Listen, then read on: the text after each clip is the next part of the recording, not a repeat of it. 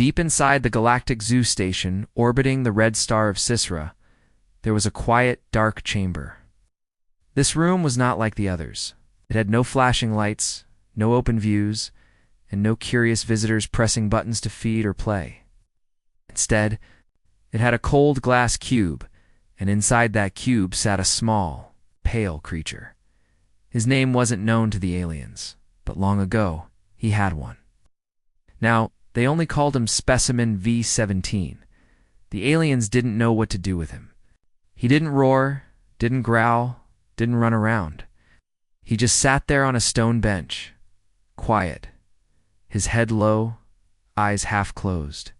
His long black cloak dragged behind him when he moved, which was rare. 2 tiny fangs peeked from his lips, but even those looked more like baby teeth to the alien guards who laughed when they walked by. This is the mighty predator humans feared. One alien chuckled, its 4 eyes blinking in amusement. He looks like a lost child. Maybe he is, said another. Some kind of earth bug stuck in a myth, and they moved on.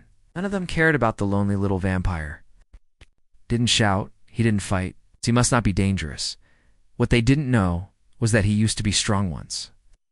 Long ago on Earth, he watched over quiet towns, helped travelers, and hunted only when he had to. He was one of the old protectors, walking in shadows, guarding humans from things darker than himself. But then the world changed. Stories turned to fear, and fear turned to hate, as people disappeared. Some died, some hid. He tried to stay, near humans, but they feared him too. They chased him away. Then came the aliens. They didn't ask, they just took. They found him hiding in an old underground tunnel and locked him in a stasis cage. When he awoke, he was in space, in a prison made of glass. That was many years ago. He didn't count days anymore. It didn't matter. Nothing mattered, not until now.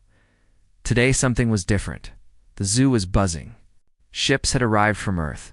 Not warships, just a small diplomatic crew. The aliens didn't worry. Humans were weak, friendly, always trying to make peace.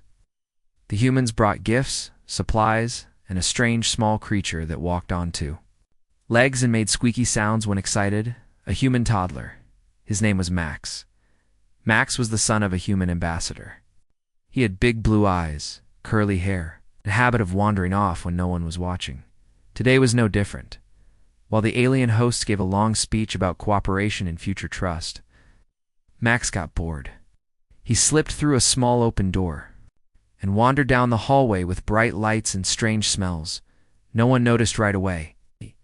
He was small and quiet like a mouse.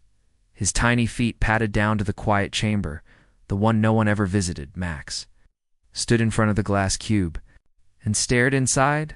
The vampire boy sat still. His eyes opened just slightly. They were red, not glowing, just tired. The kind of red that comes after too many lonely nights. Max didn't scream, didn't run. He giggled. "Funny man," he said, placing a hand on the glass. "You sleepy?" The vampire blinked. No one had ever spoken to him like that. He slowly stood up. His legs were weak, his cloak dragging behind him like a forgotten flag. He walked toward the glass. Max smiled wider. The vampire touched the glass from the inside. For a moment, they just looked at each other. Max didn't understand what he was seeing. To him, the vampire was just another creature like the dog back home or the big fish at the market. He wasn't scared. He saw something else. Loneliness. The vampire saw something too. Warmth before he could even think.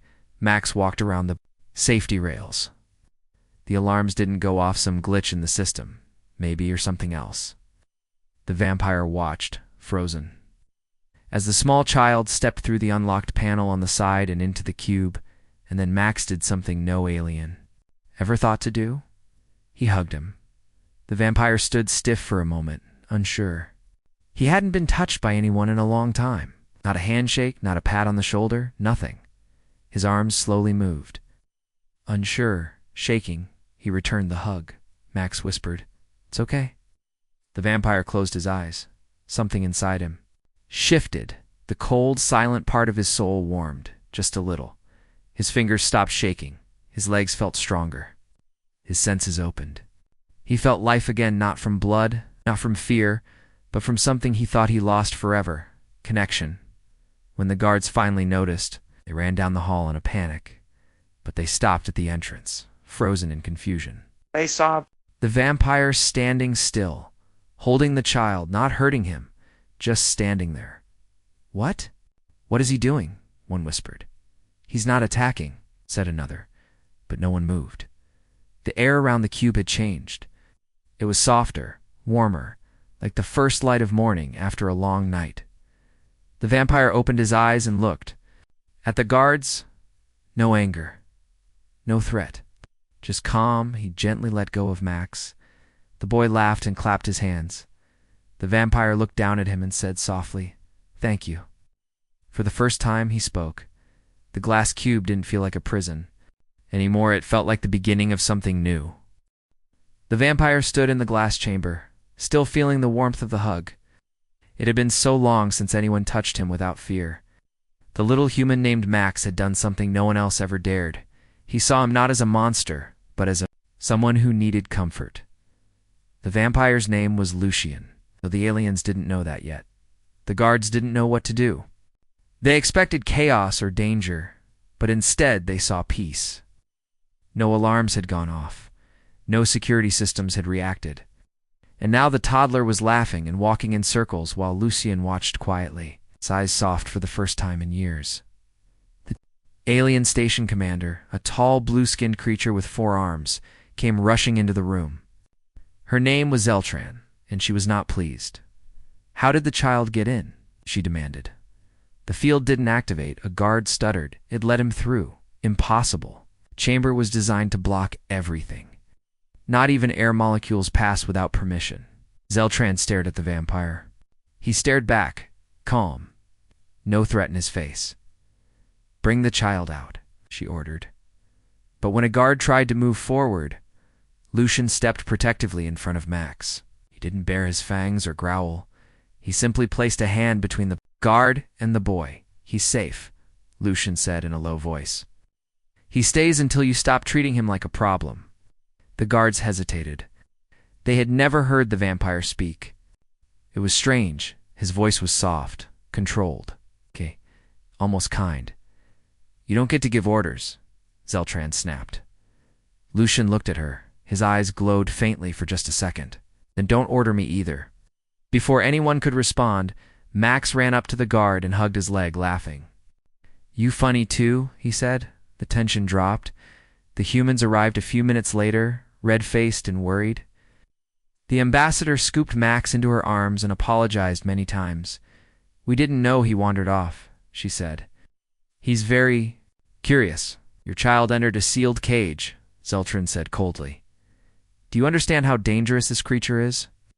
"He doesn't seem dangerous to me," the ambassador replied. "He looks calm. That thing is a predator." "So are you," the ambassador said. "So are we, but he's also alone." And my son hugged him. And look, he hugged him back. Zeltran didn't like this. She wanted control. But now reporters were arriving. Alien crews from other ships. Cameras were recording everything. The video of the hug had already gone viral across dozens of systems. People were curious, fascinated, and afraid. Not of the vampire, but of what they didn't. "Understand?" Lucien sat back down on his stone bench, while Max waved at him from his mother's arms. "Bye-bye," Max called cheerfully. Lucien gave a small nod that the humans were asked to leave the chamber, and Max was taken back to their ship. But the memory of the moment stayed. That night, Lucien sat awake in his cube, staring at his hands. They felt different, stronger. His skin had more color. His mind was clear, sharper. His powers, long frozen by pain and sorrow, were waking up. And it scared the aliens. In the control room, Zeltran watched the video again and again. "It doesn't make sense," she muttered.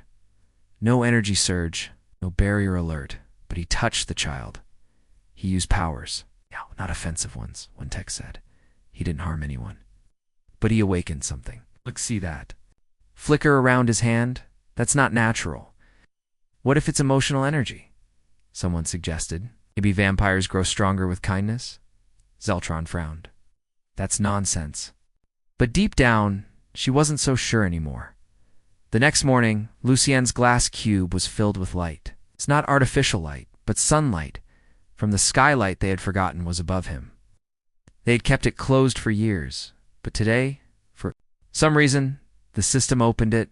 Lucien stood beneath the beam, eyes closed. The warmth didn't burn him. It felt healing. A small alien child walked by with her father and paused at the glass. Is that the vampire? She asked. Yes, the father said. Don't get too close. But the girl didn't move. Placed a drawing on the glass, a picture of Lucien and Max. Standing together, Lucien turned and saw it. He smiled. Days passed. More people came to visit. Some left gifts, small things like drawings or tiny letters. Some brought food. Lucien didn't eat much, but he accepted the gestures. He didn't talk much either. But when he did, his voice was gentle. Alien scientists began asking questions. What did he eat? What was he made of? How long could he live? Lucien answered only a few questions. The rest, he said, didn't matter. I am not here to be studied, he told them. I was taken. I was locked away. Now you are curious. Where was this curiosity when I was alone for years? No one had an answer. Word spread fast. Ships came from nearby colonies. Some aliens came with fear, others with interest. A few even came just to stare. But then something strange happened. Systems near Lucien's cube began acting strangely. Doors opened by themselves. Lights flickered softly. Machines near his chamber began to run more smoothly as if responding. To his presence, the engineers thought it was a glitch. But the timing was too perfect. Zeltran ordered the system scanned. He's changing the room, she said. Without touching anything. He's not attacking, one officer said. Maybe he's healing it. Healing. The word echoed in her mind. Lucien sat inside his cube, eyes closed, while the station around him slowly shifted. The walls felt warmer, the air cleaner, the mood softer. He had spent years alone, frozen in pain. Now, with just one hug, he had started to wake up, and the galaxy was finally starting to notice. Lucien sat quietly on the stone bench inside his glass room. Outside, the hallway was no longer empty. Aliens of all kinds passed by, some alone, some in groups, their eyes full of curiosity. A few pointed, a few whispered, and some even waved. No one laughed anymore. News of the human toddler's hug had reached every corner of the nearby systems. Images of the moment were shared on screens, in space stations, on ships, and in alien homes. Some saw it as a mystery. Some saw it as a message. Many saw it as a miracle. Lucien didn't ask for attention. He didn't want it. But he understood that something had changed, and not just inside him. A small screen outside his cube now played peaceful music. Someone had put it there without saying a word. Another day, someone left a warm blanket folded neatly outside the chamber. He didn't need the warmth, but he accepted the kindness. It reminded him of Earth, of when he used to watch over quiet villages and protect sleeping children from creatures worse than himself. One morning, a group of alien children came with their teacher. They stood quietly, watching him. Is he the real vampire? One whispered. I think so, another replied. But he doesn't look scary. Lucien didn't move for a while. Then he stood up slowly and placed his hand on the glass. One brave little girl stepped forward and placed her hand on the same spot from the other side. No fear, just wonder in the control room. Commander Zeltran was growing restless. Every report told her the same thing. Lucien wasn't a threat. He wasn't breaking out. He wasn't hurting anyone. But that didn't mean she was at ease. He's influencing the station, she said. Not with weapons. With ... presence. He's making us softer. Is that really a bad thing? Her science officer asked. She glared at him.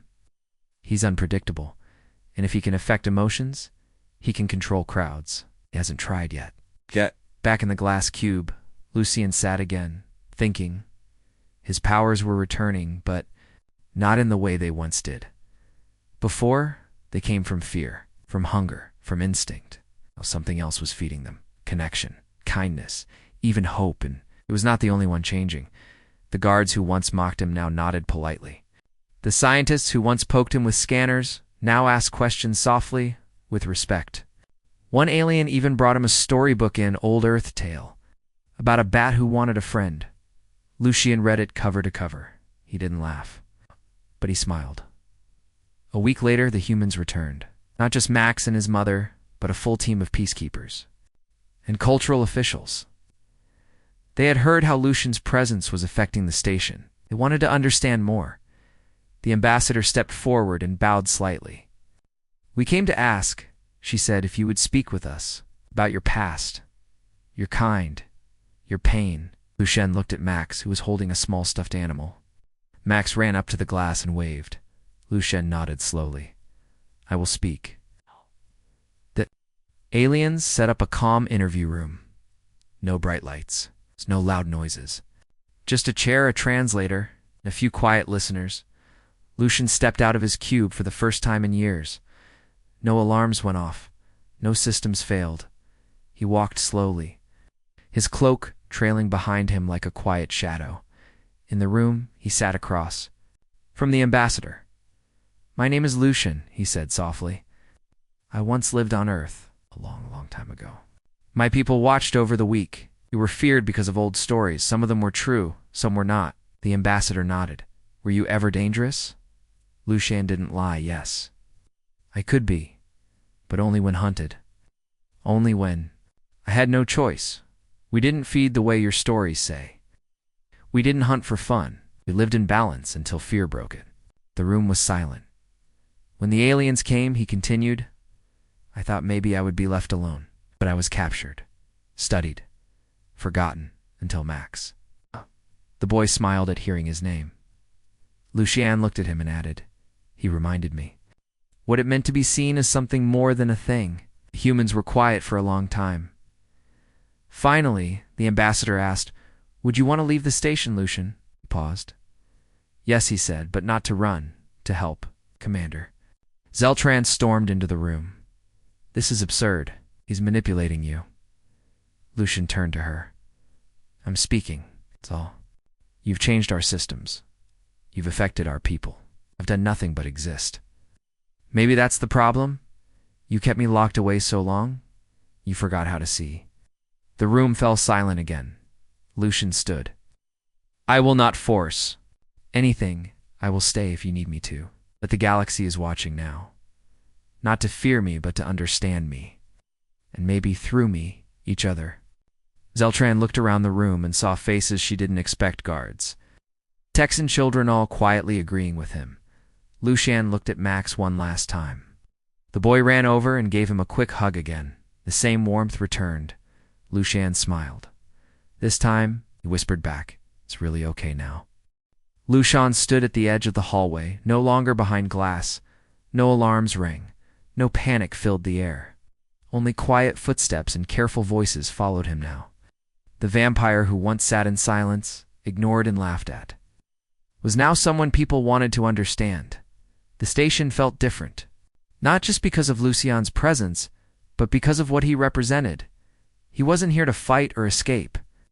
He was here to show that even the most feared beings could hold peace inside them.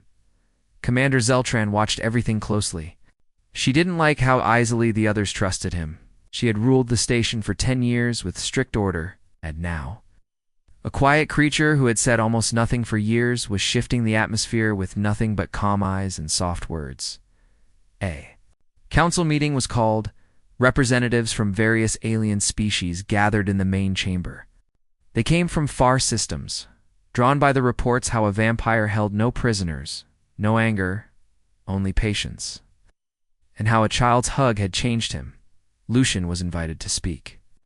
He entered slowly, followed by the human ambassador and little Max, who clutched his stuffed toy tightly.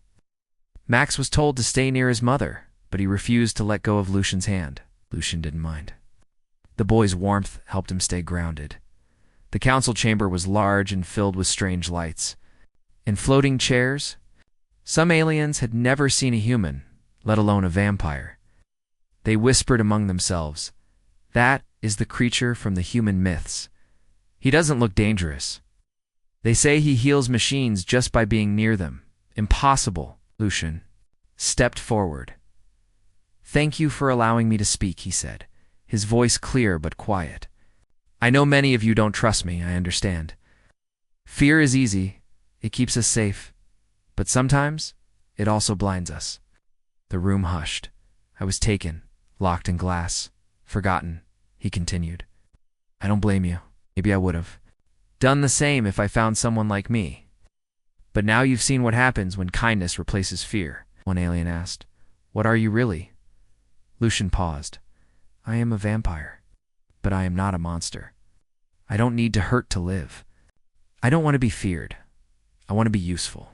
Another voice called out, then prove it. Lucian turned to the large screen on the wall, which had been glitching for days. The engineers had tried everything, but nothing fixed it. Lucian walked up to it, gently placed his hand on the metal frame and closed his eyes. The screen blinked, then it cleared. The static vanished. Colors brightened. Gasps filled the room. Lucian stepped back. I didn't do it to impress. I did it because I could. Commander Zeltran stood slowly. What if you were using this power to control us? Now Lucian looked at her calmly. Then why would I wait? You left me locked up for years. I could have done far worse. Instead, I stayed silent until someone saw me. He turned to Max, who was now sitting on the floor playing with his toy. He changed everything, Lucian said. He didn't ask what I was. He didn't study me. He didn't fear me. He hugged me. For a moment, no one spoke. The ambassador stepped forward. We asked that Lucian be allowed to travel, see other stations, speak to others, maybe help. Them too. A few council members nodded. Zeltran clenched her jaw. And what if others try to use him? What if he becomes a tool for power? Lucian answered. Then I will walk away. I serve no one, follow no army. But I will not hide anymore. The vote was taken. Passed, but just barely. Lucian was free to leave. Outside the chamber, the halls were full of activity. More aliens gathered around, asking questions, offering gifts, even smiling at him. A young alien boy ran up with a small drawing. This is you, the child said, holding the paper. And this is the sun. You're not afraid of it. Lucian took the drawing gently. Thank you, he said. Touched by the small act, he walked slowly back to the visitor quarters with Max and the ambassador. Even the guards didn't stop them now. That night, Lucian stood at the edge of the observation deck. Stars stretched out across the sky, endless and bright. I used to think I'd die in that glass room, he whispered. You didn't, said the ambassador softly. You were just waiting. Lucian nodded. Behind them, Max yawned and curled. Up with his toy on the couch, Lucian sat beside him and placed the drawing on the table. For the first time in centuries, he felt something he had almost forgotten. Hope. The next morning, Lucian stood at the edge of the human ship's landing ramp. The ship wasn't large, but it looked warm and welcoming, painted with blue and white patterns, with small flags from Earth fluttering gently. Max ran in circles. Nearby, holding a toy spaceship in one hand and a cookie in the other. The ambassador smiled as she watched her son. He hasn't stopped talking about you, she said to Lucian. Lucian looked at the boy, his lips forming a soft smile. Gave me something I didn't know I needed, the ambassador nodded. And you gave him something too. Someone to believe in. The Galactic Council had approved Lucian's travel request under the condition that he be accompanied by both human and alien watchers. He agreed without complaint. He didn't want freedom to escape. He wanted freedom to grow. The first station they visited was a medical hub orbiting a gas giant. Systems had been failing for months. When Lucian arrived, many were nervous. They watched him carefully. Some even avoided looking into his eyes. But within a day, strange things began to happen. The machines began working better. Patients slept more peacefully. One nurse said the temperature in the ward stayed perfect without adjusting the settings. Another said her broken scanner lit up for the first time in weeks after Lucian walked past. He didn't touch anything. He didn't use energy blasts or cast spells. He just existed and things healed soon. More people came to see him. Some asked questions. Some asked for stories. Others just wanted to sit near him like he was a quiet fire in the middle of a cold room. Lucian answered only when he felt it mattered. A sick alien child named Kello approached him one evening. Kello was weak and barely able to walk. His skin was pale, his breathing slow. Lucian knelt beside him. "What do you need, Kello?" the child whispered, to not feel alone. Lucian nodded and gently took his hand. Kello smiled, just once, and then he slept peacefully for the first time in days. The doctors couldn't explain it. But Kello's health began to improve from that night forward. On another station, Lucian helped a team calm a violent storm brewing around a mining colony. They placed him at the center of the operations room. Within hours, the wild weather calmed. The winds stopped. Howling, the sensors settled. "How did he do it?" one engineer whispered. "He didn't," replied another. "He just ... made the station feel steady." Everywhere he went, stories grew. The gentle vampire, the quiet healer, the being who listens. Even those who still feared him began to doubt their own fears. But not everyone liked this. New attention, on the dark side of the galaxy, certain powers were watching. Powerful empires that thrived on control and fear. They didn't like the idea of a creature who could inspire peace just by standing still. On one station, a small group of extremists tried to trap Lucian. They blocked his path with magnetic barriers, hoping to test him, see what he would do when provoked. Lucian stood quietly. "We want to see the real you," one of them said. "Show us the monster." Lucian looked at them, calm and unafraid. "You want fear? But I don't carry it anymore." They activated energy spikes around him. The lights flickered. The metal trembled. Lucian didn't move. The energy stopped. The traps failed. Something inside the station had shut them down before they could harm him. The extremists were arrested. Later, one of the guards whispered, "The ship protected him." But Lucian knew the truth. He was no longer just healing himself. The universe around him was responding to his peace. Machines, air, energy, they were drawn to balance. And Lucia had become the center of that balance. And yet, he stayed humble. He still sat beside sick children. He still listened to stories from lonely old engineers. He still let Max fall asleep in his lap when the boy got tired. One evening, Lucian looked at the stars and spoke to the ambassador. "Do you think your people are ready to remember my kind?" She thought for a while before answering, "I think they're ready to meet them again. Through you." Lucian nodded. He wasn't trying to bring his people back through power or pride. He was doing it through trust, through small moments, through hugs and smiles and silence, and all across the galaxy. The laughter that once mocked him had been replaced by something else. Respect. Lucian sat in the observation deck of the human ship, staring at the stars outside the large window. Behind him, the soft hum of engines filled the quiet space. Max was asleep nearby, curled up under a warm blanket, his toy spaceship clutched tightly in his small hands. They had visited 6 different stations in the past month. Every place was different. Different air, different faces, different languages. But one thing stayed the same. Lucian brought calm wherever he went. He didn't give orders. He didn't perform magic shows or make big speeches. He simply listened, helped when asked, and stayed close to those who needed comfort. And yet everywhere he walked, something invisible followed hope. Lucian remembered the days in the glass cube. Cold, forgotten, silent. He had been ready to fade into nothing. But now he was part of something again. A soft chime broke the silence. The ambassador entered the room, carrying a datapad in her hand. She smiled when she saw Lucian still watching the stars. "More messages," she said. Lucian raised an eyebrow. "From who this time? Children from the Valsari Moon School?" "They made drawings. All of you. Even Max. Apparently he's a hero too." Lucian gave a small smile. "He is." The ambassador sat beside him and handed him one of the drawings. It showed Lucian standing tall with stars behind him, holding hands with a small child. Under it were big, wobbly letters. "Thank you for making the galaxy kinder." Lucian stared at the picture for a long time. He didn't speak, but his eyes softened. They love you, the ambassador said gently. They don't see a vampire. They see someone who helps, who listens, who cares. Lucian looked down. I never thought I'd matter again. You do now. Just then, a call came through. It was from the Galactic Council. The ambassador answered while Lucian quietly listened.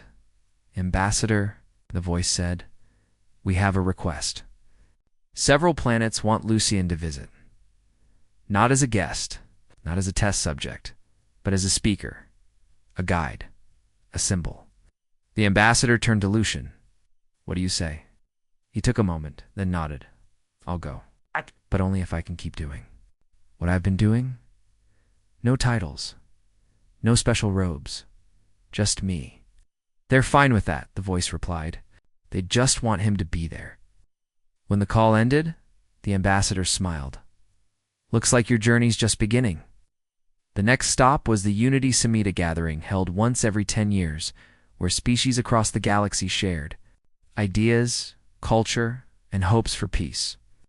This year, they had one special guest everyone wanted to meet. The summit was held on a neutral world called Ilara. Its skies were always blue, its grass soft and gold. The buildings floated slightly above the ground, shaped like petals reaching for the sun. When Lucian stepped onto the main stage, the crowd fell completely silent. Creatures of every kind, tall, short, glowing, scaled, feathered, turned to look at him. He stood still for a moment, then took a breath. I was once locked in glass, he said, watched, laughed at, forgotten. I was called dangerous, useless, a myth. But then a child hugged me and said 2 words. It's okay. And everything changed. He looked out at the crowd. He didn't ask what I was. He didn't care about stories or fear. He just saw someone who needed a friend. Many in the crowd lowered their heads, moved by the simple truth. You don't have to be strong to be kind, Lucian continued. You don't have to understand everything to show love. Sometimes a small moment can change everything. Did for me. He looked at Max, who waved happily from the front row. If a child can change a vampire, Lucian said, smiling, then maybe we can all change each other. The crowd stood in silence for a few seconds. Then the clapping began, soft at first, and louder, until the whole field echoed with applause. After that day, Lucian wasn't just a symbol, he was a bridge. He traveled across systems, not as a hero, but as a listener. He joined peace talks between enemies. He calmed frightened children in refugee ships. He helped old machines come back to life just by sitting near them. He healed more than just wires, he healed hearts. And Max stayed by his side, growing slowly, asking more questions. Always smiling. One night, while sitting under the stars on a quiet planet, Lucian turned to Max. Do you know what you gave me that day? Max tilted his head. A hug. Lucian nodded. Yes, and something more. You reminded me that even the forgotten can be loved. Max yawned and leaned against him. I like you. Lucian placed a gentle hand on the boy's head. And I will always be here for you. Above them, the stars shined quietly. No longer cold. No, it's longer distant, just waiting to be touched by someone who understood. And somewhere, deep in the galaxy, people whispered his name, not with fear, but with kindness. Lucian, the gentle one. Lucian, who turned silence into peace. Lucian, who proved that even the loneliest heart could help light the stars.